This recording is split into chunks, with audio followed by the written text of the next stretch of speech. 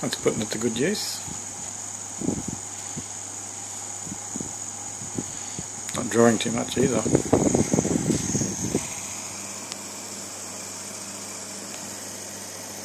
You can't really read it, but it's 1.5 volts, probably 3/4 of an amp.